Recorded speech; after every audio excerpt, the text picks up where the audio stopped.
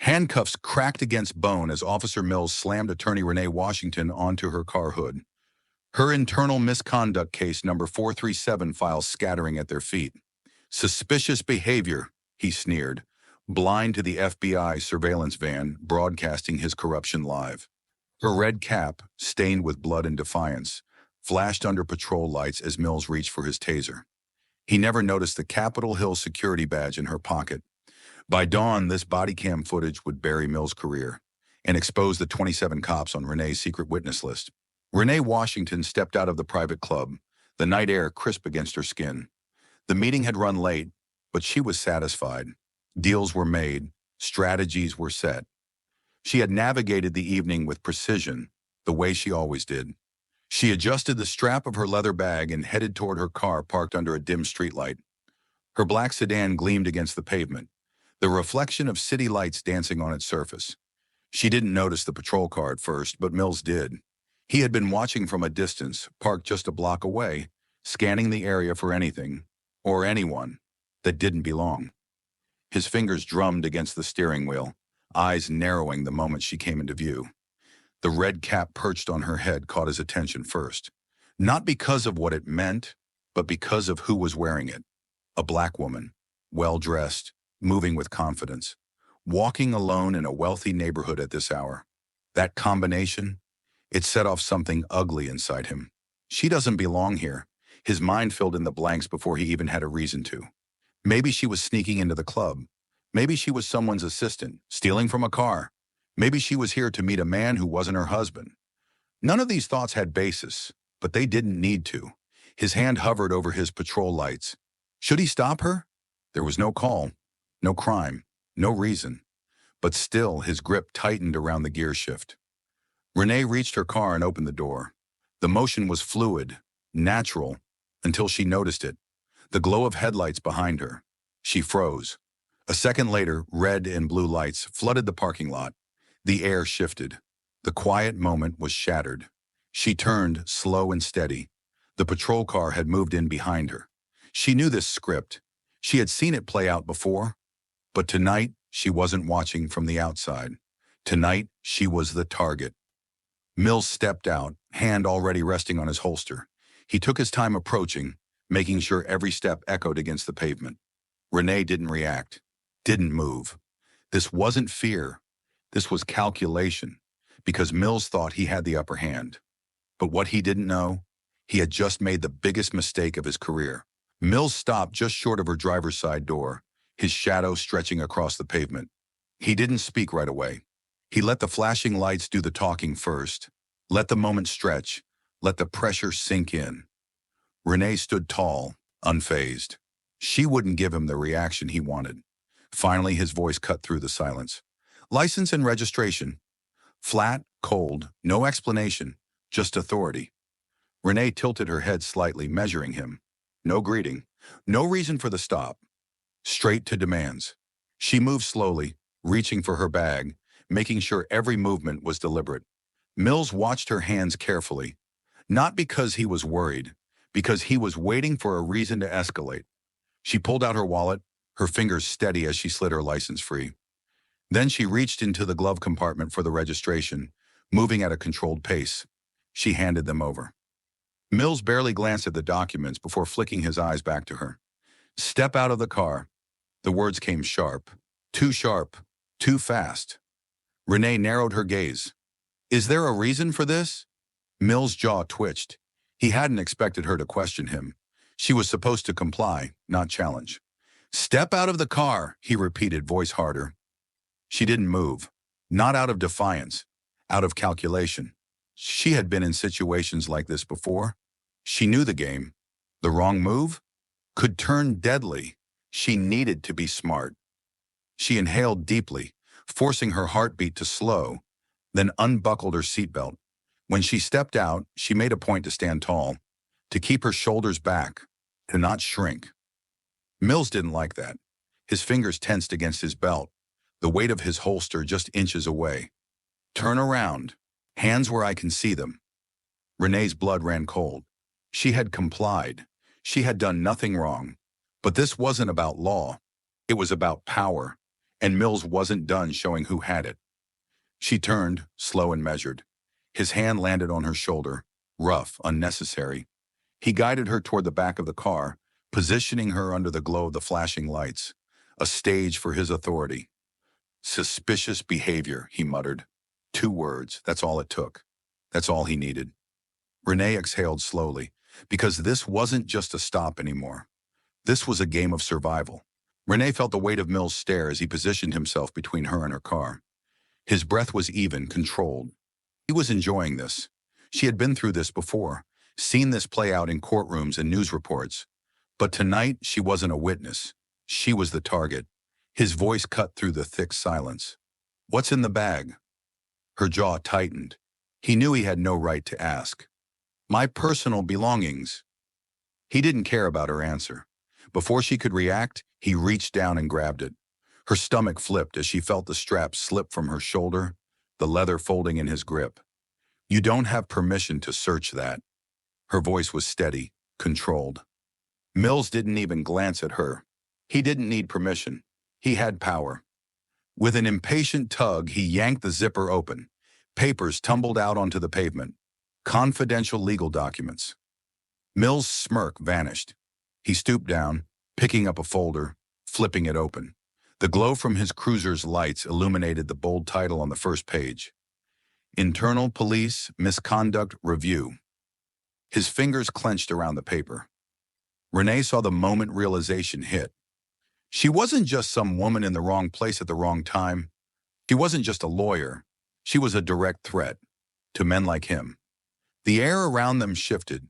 Before, he had been playing a game of intimidation, pushing just to see how much he could get away with. Now, he wanted to bury this. He turned the folder over, flipping through the pages like they might suddenly vanish if he just moved fast enough. His grip on them tightened. He shouldn't be reading this, but he couldn't stop himself. Mills' jaw flexed. He turned back to her, his posture more rigid, more dangerous. "What the hell is this?" His voice was sharp, accusing. Renee's expression remained blank. "That's my work." Mills' nostrils flared. He was thinking, fast. And then he made a choice. He stepped forward, closing the space between them. Too close. Popped the trunk. Renee's heartbeat spiked. He was escalating. He needed to regain control, needed to show her who held the power. She knew the law, and she knew what he was doing was illegal. "No." Her voice was firm, unwavering. Mills' fingers twitched at his belt. "Excuse me?" "You don't have a warrant," she said, her words cutting through the tension like a blade. "And I'm not giving you permission." Mills' face darkened. He was losing his grip on the situation, and it was making him reckless. The silence stretched between them, thick, unrelenting. Then, he lunged. He grabbed her wrist and spun her around, shoving her against the car. The impact rattled through her chest, metal biting into her ribs. "Hands behind your back." Before she could even register the movement, the cold steel of the cuffs snapped around her wrists. Tight. Too tight. He twisted them just a little more. Not for security, for pain. Renee didn't flinch. She wouldn't give him that. Mills leaned in close, his breath hot against her ear. "You think you're smart?" She remained silent, because this wasn't over. Not by a long shot. Renee's breath was slow, controlled, but her pulse hammered against her ribs. Mills thought he had won. She felt his grip tighten on her cuffed wrists as he started walking her toward the patrol car. He was enjoying this. The flashing lights made the empty parking lot feel even more isolating. No one was around. No witnesses. Or so he thought. A low rumbling sound broke the tense silence. An engine. Mills paused. His instincts pricked at the noise. Renee felt the momentary shift, the way his fingers tensed. He heard it too. Then the headlights came. Bright. Piercing. A black SUV roared into the parking lot.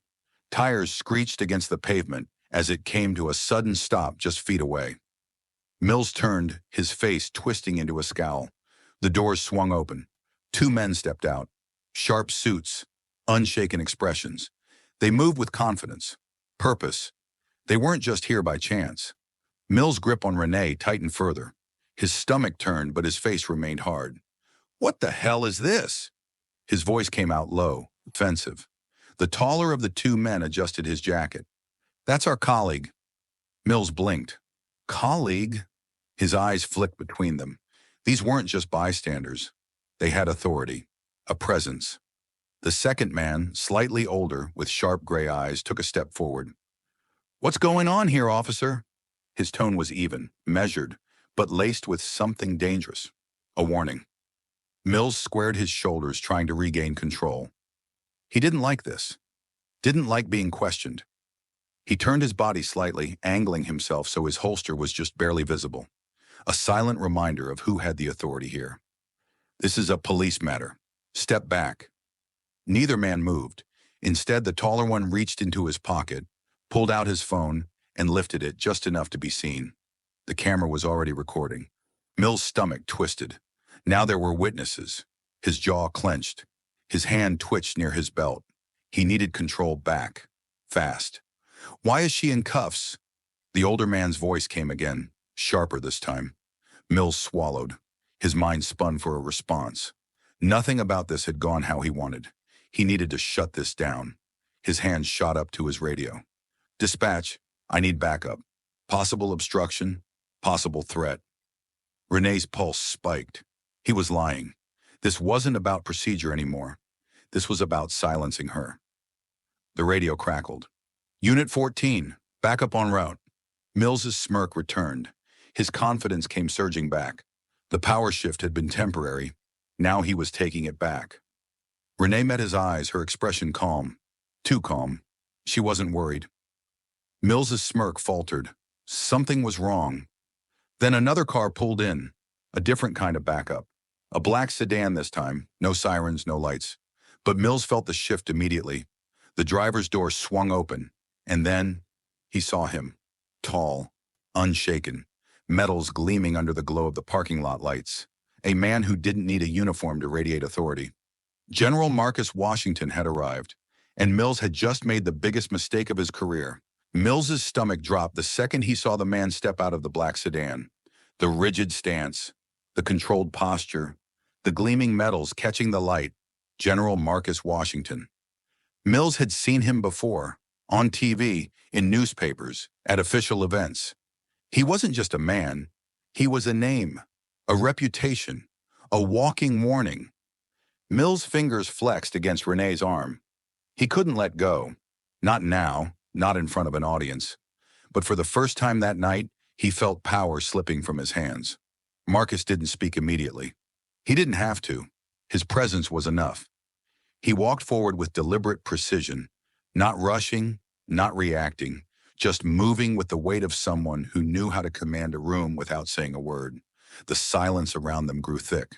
The only sound was the hum of Mill's patrol car, the rhythmic blare of sirens growing louder in the distance. Mills's confidence wavered. Then Marcus spoke. "That's my wife." 3 words. Flat, calm, unshaken, yet they landed like a thunderclap. Mills didn't move, but his throat felt dry. He had already called for backup. He still had numbers on his side, didn't he? Before he could respond, the distant whine of approaching sirens shattered the silence. Mill's confidence spiked again. His reinforcements were coming. They'd back him up. They always did. He forced himself to straighten, pushing down the creeping unease. Then, the squad cars skidded into the lot. The situation changed again. Because now, it wasn't just his backup arriving, it was a problem. The moment the doors of the leading patrol car swung open, Mill's stomach clenched. Sergeant Parker, the highest-ranking officer in the district. And the moment Parker stepped out, Mills knew. This was no longer his game. Parker's eyes swept over the scene. His gaze landed on Marcus first. Recognition flickered across his face. Then he looked at Renee, her wrists still red from the cuffs. And then he turned to Mills. Mills felt his pulse tick higher. This was bad, very bad. Parker's voice was even, but cold. "What's going on here?" Mills squared his shoulders, clinging to control. "Suspicious behavior," he said quickly. "She refused a lawful order." Parker's expression didn't change. But Mills saw it. The subtle shift in his posture. The way his shoulders tensed. It was small. But Mills recognized it immediately. Doubt. Parker wasn't taking his word for it. And suddenly Mills felt exposed. Marcus folded his arms over his broad chest. His voice was controlled, but razor sharp. "Sergeant, your officer illegally detained my wife. He searched her personal belongings without consent. He escalated a situation without legal grounds." Parker turned back to Mills. His expression hardened. "Is that true?" Mills swallowed. "I was following protocol." The words sounded weak, weaker than he wanted them to. Parker didn't react. He just stood there, silent, watching, calculating. Mills felt the weight of it. The other officers, his backup, weren't moving. They weren't stepping in. They weren't backing him up. Because this wasn't some anonymous stop in the dark. This was public. This had witnesses. And worst of all, this had someone powerful watching. Mills felt the sweat on his palms. His throat tightened. His grip on Renee's arm tightened slightly. And that was the final mistake. Because Marcus saw it. His jaw ticked. And then he moved. A single step. A shift in power. Mills barely had time to react before Marcus was standing inches away. His presence was suffocating. His voice, deadly. "I suggest you let her go. Now." The words weren't a request. They weren't even a command. They were a promise. Mills's heartbeat slammed against his ribs. This was slipping away, faster than he could hold on to it. He had two choices: back down or escalate. The wrong move would end everything. His fingers hovered near his belt, a hesitation, a choice forming in real time. Parker's voice cut through the moment. "Release her, Mills." Mills froze. His grip tightened again, just slightly. It was instinctive, a reflex, a desperate grasp at control. But the moment it happened, he knew. He had already lost. Parker's jaw tightened. "I won't ask again." The weight of every set of eyes in the parking lot pressed down on him. Renee stood calm, unreadable. Marcus didn't move, but the air between them was charged, seconds from detonating. Mills's hands shook.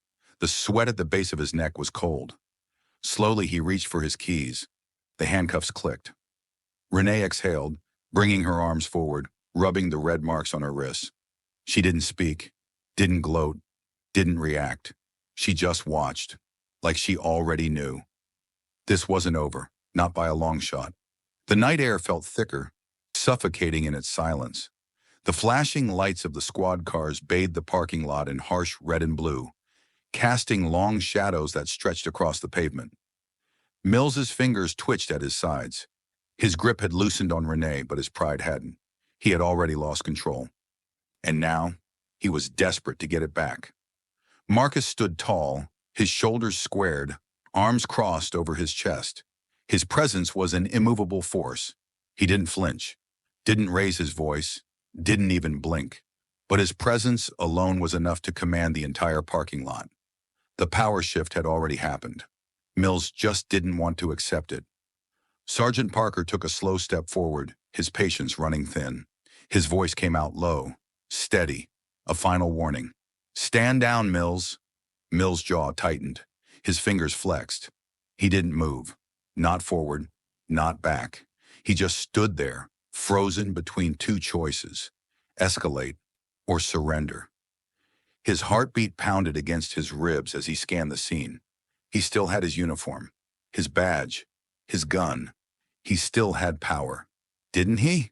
His mind screamed at him to act, to do something. But there was something he hadn't accounted for. No one was backing him up. The officers that had arrived for his backup, they weren't standing beside him. They weren't stepping in. They weren't coming to his defense. Because this wasn't just a routine stop gone wrong anymore. This was a public spectacle, a career-ending mistake, and everyone knew it. Mills took in the scene, his breathing uneven. The two men from the SUV, Renee's colleagues, were still recording. Renee herself stood tall, her wrists red from the too tight cuffs. Marcus, unwavering. And Parker? His face was unreadable. Mill's fingers itched toward his belt. Not on his gun, not yet, but close. Too close. The wrong move could turn this moment into something irreversible. But Mills wasn't thinking straight anymore. He had been challenged, humiliated, stripped of his authority in front of witnesses. And his pride? It was dangerous. His mouth opened, his voice sharper now. She was acting suspicious. I had every right to detain her. The words felt weak, even to him. No one reacted. Not the officers, not Parker, not Marcus. The weight of the moment pressed down harder, and then Marcus finally spoke. His voice was low, steady, a weapon without needing volume. "You're exactly what's wrong with this system." Mill's stomach twisted. The words landed like a punch. Marcus took a slow, deliberate step forward. Not aggressive, not threatening, just enough. Enough to let Mills know exactly who was in control now. Mills wanted to stand his ground. He wanted to prove something. But for the first time that night, his legs felt heavy. Marcus's eyes locked onto him, piercing through every excuse, every justification, every lie Mills had told himself. And for a brief second, Mills felt small. Marcus didn't raise his voice. He didn't have to. But when he spoke again, the words dug deep. "Take off that badge. You don't deserve to wear it." Mills's pride snapped. His fingers shot toward his radio. Click. "Dispatch, I need additional units. I'm dealing with—" Parker's voice cut through like a blade. "Enough!" Mills snapped his head toward him. Parker's face was steel. His next words, final. "You're done, Mills." Mills' body locked up. He still wanted to fight, but deep down he already knew. This was over. And then, the final blow. Parker turned to Marcus, his voice steady. "I apologize for this officer's actions. I'll be handling this situation personally." Marcus didn't react at first, but Renee did. Her voice came sharp, unwavering. "That's not enough." Parker turned to her, eyebrows lifting. "Excuse me?" Renee stepped forward. For the first time since the stop began, she wasn't the one being questioned. She was taking control. "A report won't fix this," she said, voice calm but firm. Mills felt his throat tighten. He knew where this was going. Renee's voice didn't waver. "Men like him hide behind their badge. They get away with it because no one holds them accountable." Parker said nothing, because she was right. Marcus finally unfolded his arms, stepping beside his wife. "He won't get away with this." Parker exhaled. Then he turned to Mills. His next words sealed Mills' fate. "You're relieved of duty. Hand over your badge and weapon." Mills's world tilted. This wasn't how it was supposed to go. He had seen cops like him get away with worse. But this was public. This had witnesses. Mill's hands shook as he reached for his badge. The weight of it had never felt heavier. Slowly, he unhooked it from his uniform.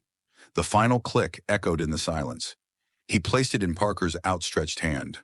The gun came next. Mill's throat tightened. He hesitated.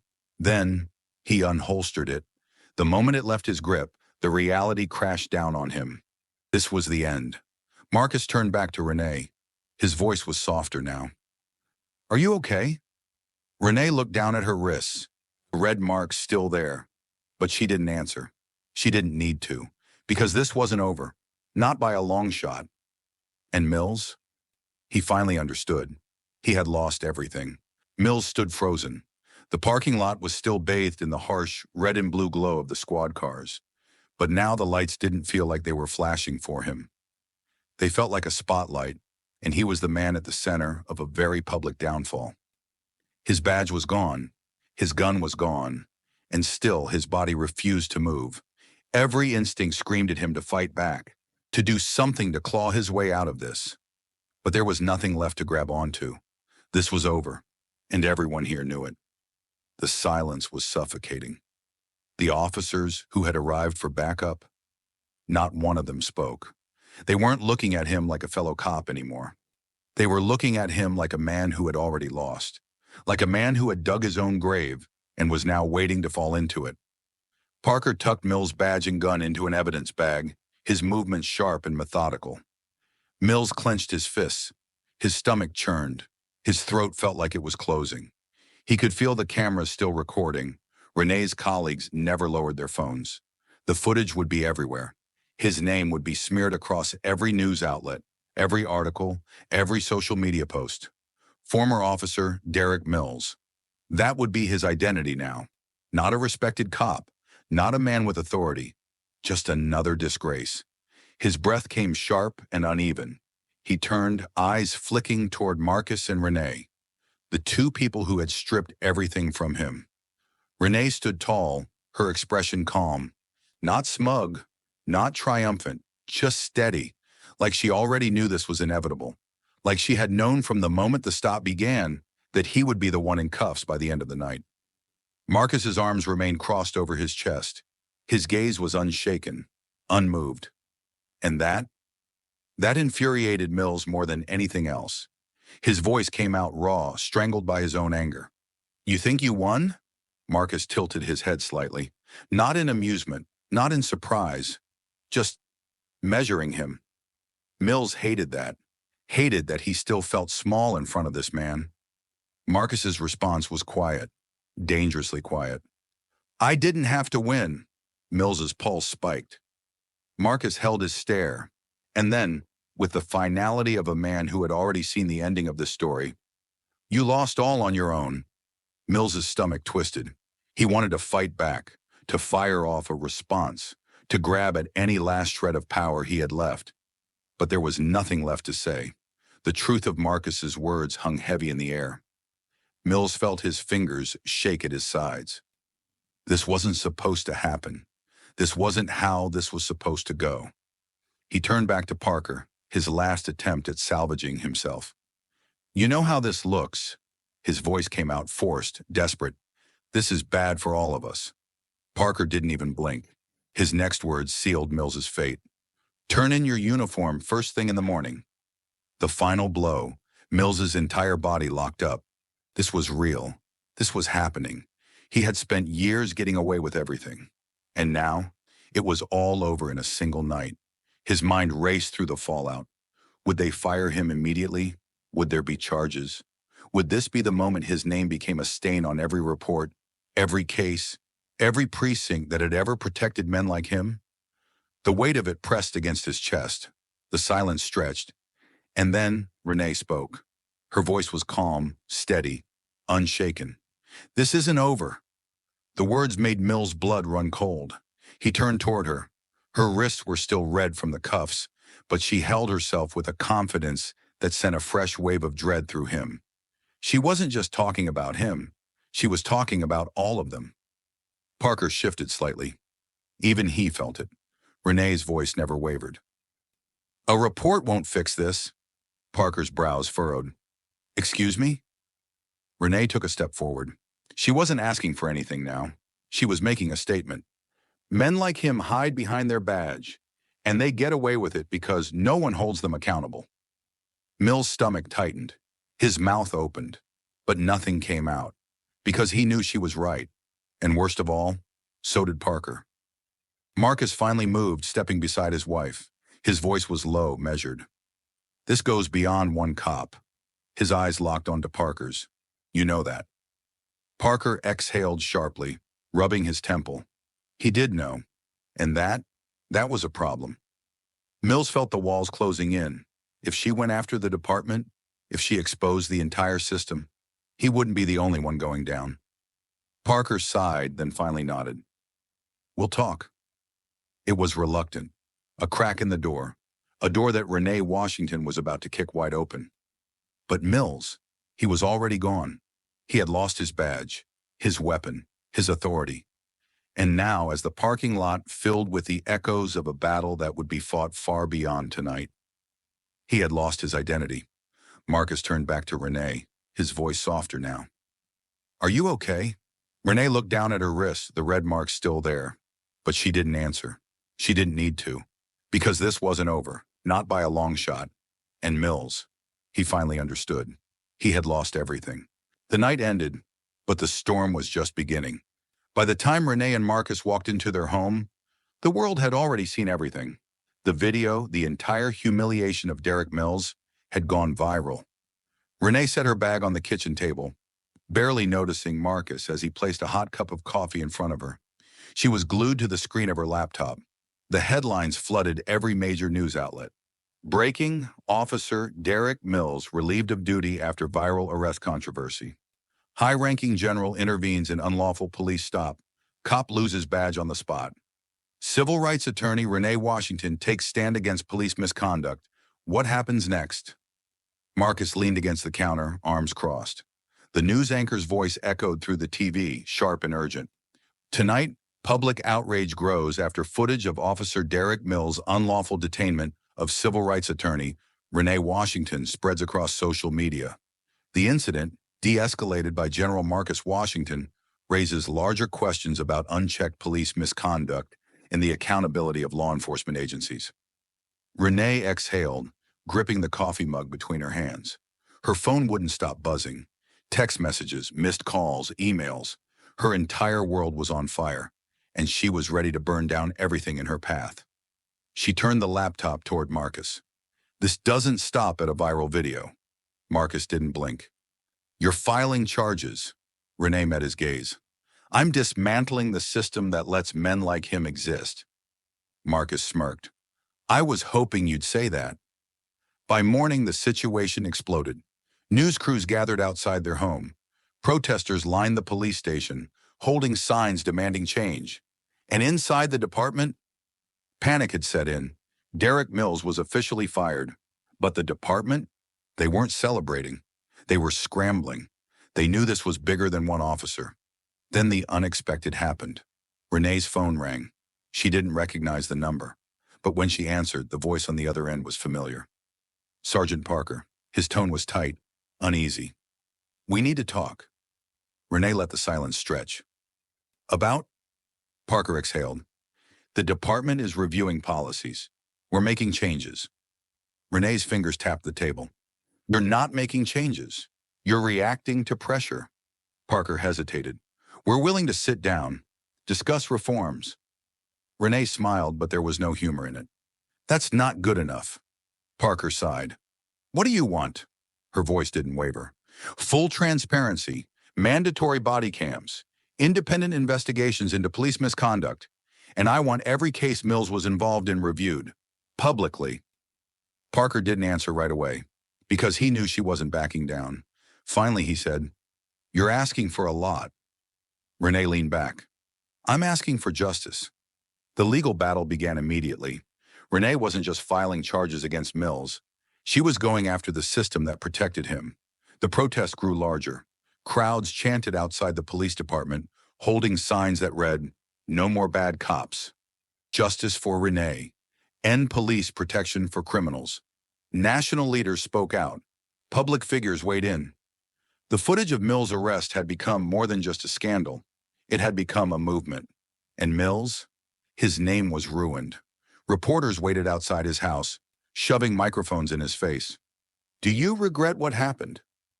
Mills's face was pale, hollow, his career, his reputation, his entire life, destroyed in a single night. He pushed past them, muttering only two words. No comment. He had nothing left to say. Weeks later, Renee walked into a packed courtroom. A panel of city officials sat across from her, their expressions neutral, but she could see the tension in their eyes. They were afraid of what she had started, afraid of what came next. Renee stood before them, voice steady. This isn't just about one officer abusing his power. It's about an entire system allowing it. She let the words settle, let them feel the weight of what she was about to demand. You can fire Mills, but until you change the policies that protect men like him, this will happen again. Silence. Then the shift. One by one, the officials nodded. The reforms were approved. Marcus sat in the back of the courtroom, arms folded, a proud smirk on his face. Because he had always known. Renee Washington didn't lose battles. She burned down the battlefield. That night back home, Renee sat in her office. The red cap sat on her desk, the same cap that had triggered Mills in the first place. She picked it up, turning it in her hands. Marcus leaned against the doorframe, watching her. Thinking about him? Renee shook her head, thinking about the next one, because this wasn't over. Mills was just the beginning. And tomorrow, she would make sure the world remembered that. Renee sat in her home office, the weight of the night still pressing against her. The room was dimly lit, the soft glow from her desk lamp illuminating the red cap in her hands. The same cap that had set everything in motion. She turned it slowly between her fingers, running her thumb over the stitching.